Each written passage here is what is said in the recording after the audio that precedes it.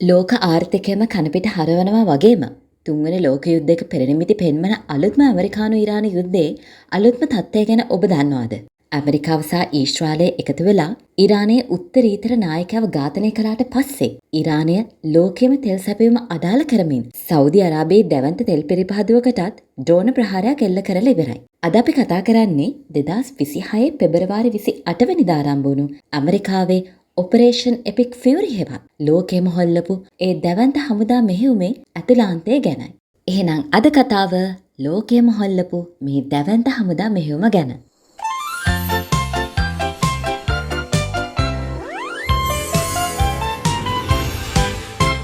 මේ හැමදේම පටන් ගත්තේ 2026 පෙබරවාරි 28 වෙනිදා.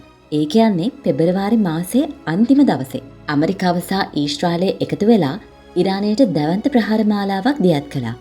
මේකට ප්‍රධානම හේතුව වුණේ ඉරානයේ න්‍යෂ්ටික වැඩසටහන සහ මිසයිල කර්මාන්තය මුළුමනින්ම විනාශ කිරීම සහ ඉරානයේ රජය පෙරලා දැමීම. ඉතින් මේ මෙහෙයුමේ දරුණුතම සිදුවීම තමයි 1989 ඉඳන් ඉරානය පාලනය කරපු උත්තරීතර නායකයා අයතුල්ලා අලි ඛමේනිගේ ඝාතනය. ඇමරිකානු CIA බුද්ධ්‍යංශ මාස ගණනාවක් තිස්සේ ඛමේනිව රහසින් නිරීක්ෂණය කළ තමයි මේ ප්‍රහාරය සැලසුම් කරලා තියෙන්නේ.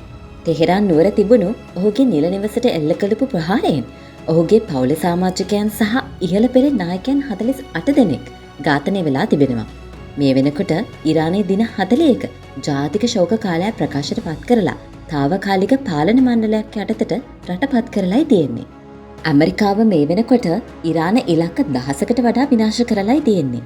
ඒ අතර ඉරාන යුද නැව් 11කුත් ගිල්වලා තියෙනවා. ඇමරිකානු ඒකාබද්ධ මාණ්ඩලික ප්‍රධානී ජෙනරාල් ඩෑන් කේන් නිවේදනය කළේ ඉරානයේ ගුවන් කලාපයේ සම්පූර්ණ බලය දැන් ඇමරිකාව සතුයි කියලා. රේඩාර වලට අහුවෙන්නේ නැති B2 වර්ගයේ සහ B1 වර්ගයේ බෝම්බ හෙළන යානා පවා දැන් යුද පිටියේ තියෙනවා.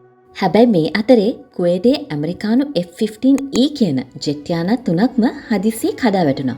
මුලින්ම මේක අභිරහසක් වුණත් දැන් ඇත්ත හෙළි වෙලා තියෙනවා. ඒක ඉරානයේ ගහපු එකක් නම් නෙවෙයි. අත්පැරද්දකින් තමන්ගේම ප්‍රහාරයකට ලක්වීමෙන් සිදුවෙච්ච දෙයක්. කොහොම වුණත් මේ වෙනකොට ඇමරිකානු හමුදා සමාජිකයන් 6 දෙනෙක් මිය ගොස් 18 දෙනෙක් තුවාල ලබා තිබෙනවා. තමන්ගේ නායකයා මැරුවට පස්සේ ඉරානය නම් නිකන් හිටියේ නෑ. ඔවුන් මැද පෙරදිග ගිනි තබමින් දැවන්ත මිසයිල් ප්‍රහාර මාලාවක් එල්ල කරා. එක්සත් අරාබි එමිරාජ්‍ය, බහරේනය සහ කුවේටයට මිසයිල් පතිත වුණා. සෞදි අරාබිය, ඉරාකයේ, ජෝර්දානය සහ කටාර් රාජ්‍ය මේ මිසයිල් අහසේදීම විනාශ කළා.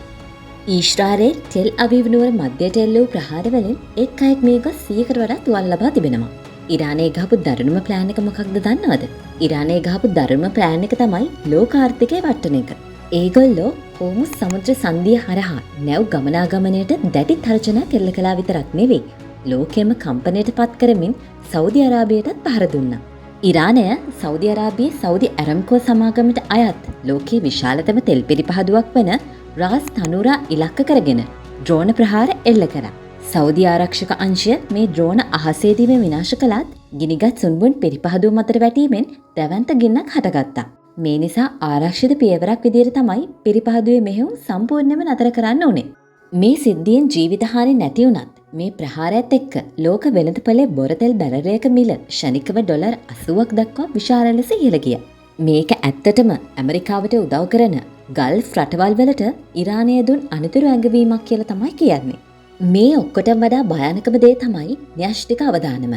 මාර්තු 2 වෙනිදා ඇමරිකානු සහ ඊශ්‍රායල හමුදා එකතු වෙලා ඉරානයේ නටාන්ස් න්‍යෂ්ටික මධ්‍යස්ථානයට දැවන්ත ප්‍රහාරයක් එල්ල කරා. මේ බලාගාරවලට වූ හානිය නිසා මහා විකිරණ අනතුරක් වෙන්න පුළුවන් කියලා බියක් මතුවලා තියෙනවා. මේ අතරේ ඇමරිකානු ජනාධිපති ඩොනල්ඩ් ට්‍රම්ප් ඉරාන ජනතාවට කෙලින්ම පණිවිඩයක් දෙමින් කිව්වේ මේක තමයි ඔයාලගේ රජය පෙරලලා දාලා Tamanගේ නිදහස ලබා ගන්න තියෙන එකම සහ හොඳම වෙලාව කියලා.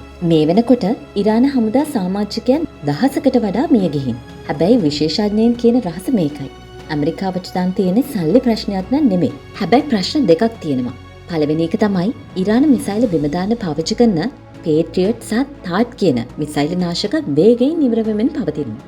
දෙවෙනි එක තමයි ආයුධ බලෙන් ඉරානය විනාශ කළත් ඉන්පස්සේ ඒ රටේ ඇතිවෙන අරාජිකත්වය සහ සරණාගත අර්බුදය පාලනය කරන්න ඇමරිකාවට කිසිම දිගු කාලින සැලැස්මක් නම් නැහැ. මේ තමයි ඔපරේෂන් එපික් ෆියුරි යුද්ධයේ අලුත්ම සහ ඇත්තම තත්ත්වය. ආරම්කෝ ප්‍රහාරයත් එක්ක ඉහළන ලෝක තෙල් මිල, න්‍යෂ්ටික අවදානම සහ මේ මිසයිල යුද්ධය ගැන ඔයාලට මොකද හිතෙන්නේ? මේක තුන්වන ලෝක යුද්ධයක ආරම්භය වෙයිද? ඔයාලට හිතන දේ පහලින් කමෙන්ට් කරන්න.